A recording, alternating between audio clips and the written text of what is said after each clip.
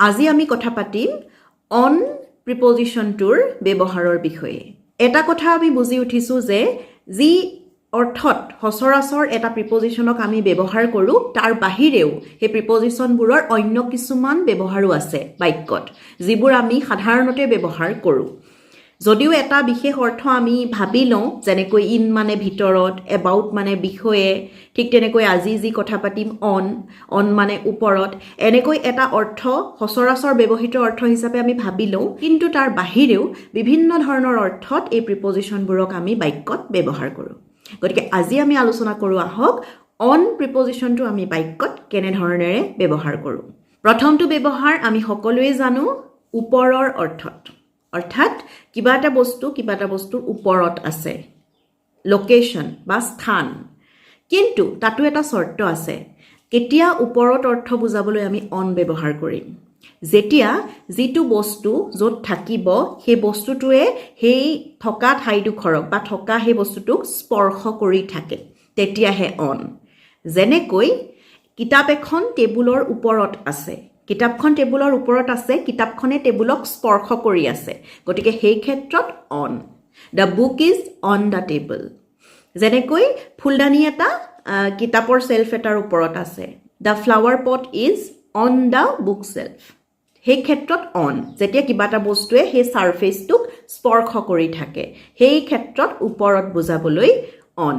কিন্তু ফেনখন যে আমাৰ মূৰৰ ওপৰত আছে সেই ক্ষেত্ৰত কিন্তু অন নহয় সেয়া আমি পিছত আলোচনা কৰিম এতিয়া মাত্ৰ আমি মনত ৰাখো যেতিয়া কিবা এটা বস্তুৱে সাৰফেচটোক স্পৰ্শ কৰি থাকিব অৰ্থাৎ য'ত আছে তাত স্পৰ্শ কৰি থাকিব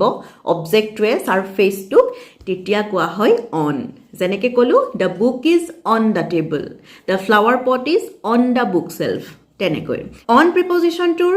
অন্য এটি ব্যৱহাৰ হৈছে সময়ৰ ক্ষেত্ৰত সপ্তাহৰ দিনকেইটাৰ আগত অৰ্থাৎ বাৰকেইটাৰ আগত সদায় অন প্ৰিপজিশ্যনটো হয় আৰু লগতে তাৰিখৰ আগত সদায় অন প্ৰিপজিশ্যন হয় গতিকে আমি মনত ৰাখিব লাগিব বাৰ আৰু তাৰিখ এই দুইটাৰ আগত সদায় অন প্ৰিপজিশ্যনটোৱেই হয় ডেইজ এণ্ড ডেটছ এই দুইটাৰ আগত অন প্ৰিপজিশ্যন হয় on Monday on Tuesday on Wednesday on 10th April on 5th July on 2nd October এনেকুৱা ধৰণেৰে he will come back on Monday যে তেওঁ সোমবাৰে ঘূৰিব he will come back on 10th April তেওঁ 10 এপ্ৰিলত ঘূৰি আহিব গতিকে বাৰকেইটা সপ্তাহৰ আৰু লগতে তাৰিখ এই দুইটাৰ আগত অন প্ৰিপজিশ্যন হয় গতিকে সময়ৰ ক্ষেত্ৰত অন প্ৰিপজিশ্যন হয় থোৰতে যদি কওঁ বাৰ আৰু তাৰিখৰ আগত on Monday on Sunday on Tuesday on Saturday on Friday আৰু তাৰিখৰ ক্ষেত্ৰত on 1st January on 10th April on 1st March on 5th September on 31st December তেনেকুৱা ধৰণেৰে অন প্ৰিপজিশ্যনটোৰ অন্য এটা ব্যৱহাৰ হৈছে ডিপেণ্ডেঞ্চৰ ক্ষেত্ৰত অৰ্থাৎ নিৰ্ভৰ কৰা এই কথাটোৰ ক্ষেত্ৰত যদি আমি ইংৰাজীত কথাটো কওঁ তেনেহ'লে অন প্ৰিপজিশ্যনটো আমি ব্যৱহাৰ কৰোঁ যেনে ধৰক মই কৈছোঁ যে এই কামটোৰ কাৰণে মই তেওঁৰ ওপৰত নিৰ্ভৰ কৰোঁ আই ডিপেণ্ড অন হিম মই তেওঁৰ ওপৰত নিৰ্ভৰ কৰোঁ আই ডিপেণ্ড অন হিম গতিকে তেওঁৰ ওপৰত নিৰ্ভৰ কৰোঁ বুলি কৈছোঁ গতিকে ডিপেণ্ড অন গতিকে সেই ডিপেণ্ডেঞ্চটোৰ ক্ষেত্ৰত অন প্ৰিপজিশ্যনটো হয় যে তুমি তেওঁৰ ওপৰত নিৰ্ভৰ কৰিব পাৰা you can depend on him যে তেওঁৰ ওপৰত তুমি নিৰ্ভৰ কৰিব পাৰা গতিকে ডিপেণ্ড অন সীমাৰ ক্ষেত্ৰত বৰ্ডাৰ অৰ্থাৎ দুখন দেশৰ সীমা হওক দুখন ৰাজ্যৰ সীমা হওক দুখন জিলাৰ সীমা হওক সীমাৰ ক্ষেত্ৰত সদায় অন আমি যে সৰুতে চাৰিসীমা লিখোঁ অসমৰ চাৰিসীমা লিখিবলৈ আহে ভাৰতৰ চাৰিসীমা লিখিবলৈ আহে সেয়া যদি আমি ইংৰাজীত লিখিবলগীয়া হয় তেনেহ'লে আমি সেই বাক্যটোত অন প্ৰিপজিশ্যনটো আনিব লাগিব উদাহৰণ এটা যদি আমি ভাৰতৰ চাৰিসীমাৰ পৰাই দিওঁ নিশ্চয় আমাৰ বুজাত সহজ হ'ব যে হিমালয় পৰ্বতমালা ভাৰতৰ উত্তৰ দিশত অৱস্থিত সেই কথাটো যদি আমি ইংৰাজীত কওঁ তেতিয়া আমি অন প্ৰিপজিশ্যনটো ব্যৱহাৰ কৰিম the Himalayas R on the north of India যে হিমালয় পৰ্বতমালা ভাৰতৰ উত্তৰ দিশত অৱস্থিত the Himalayas R on the north of India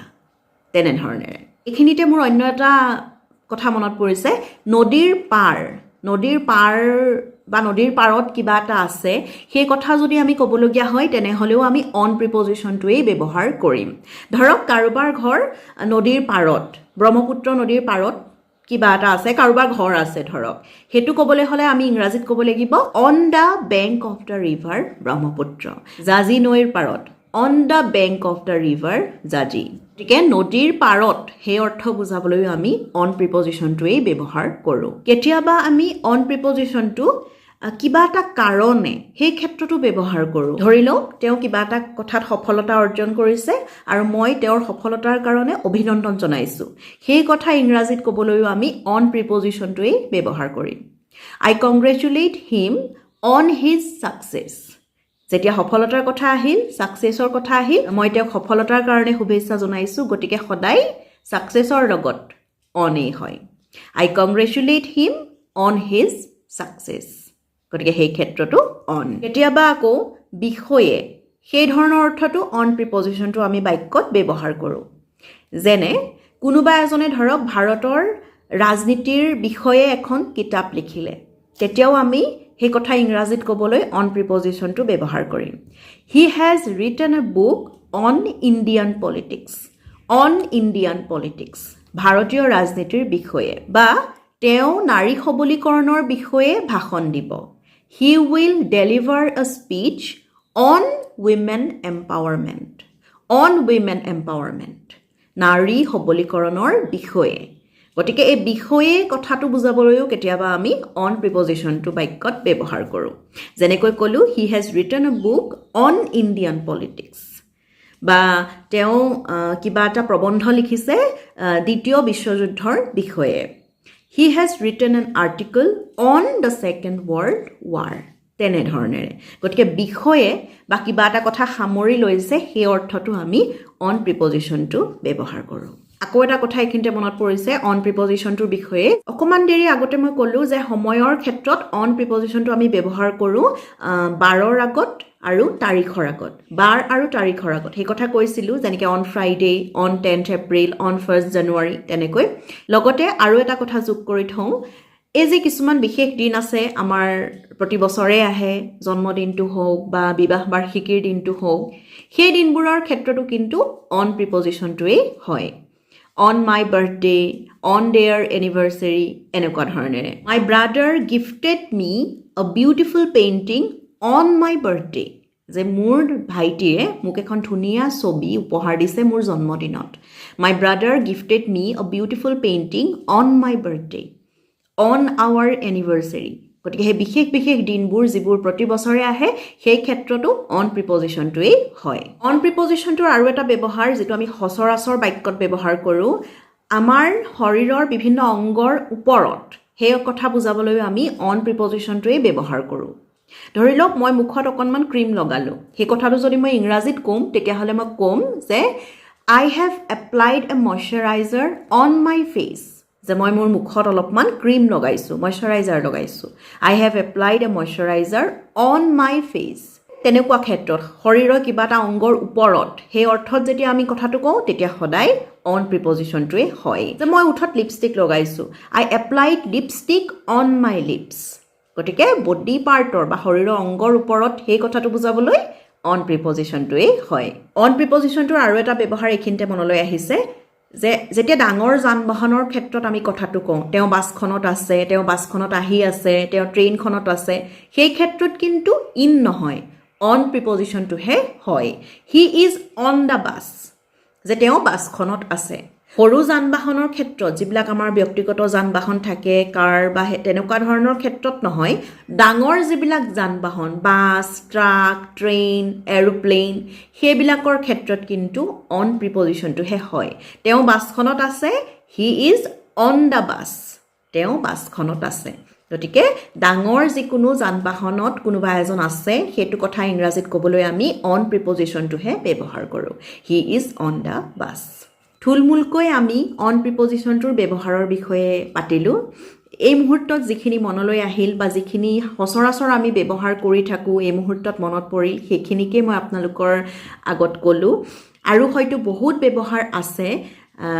এটা প্ৰিপজিশ্যনৰ সৰু সৰু অলেখ ব্যৱহাৰ থাকে গতিকে অন প্ৰিপজিশ্যনটোৰো আৰু অলেখ ব্যৱহাৰ থাকিব পাৰে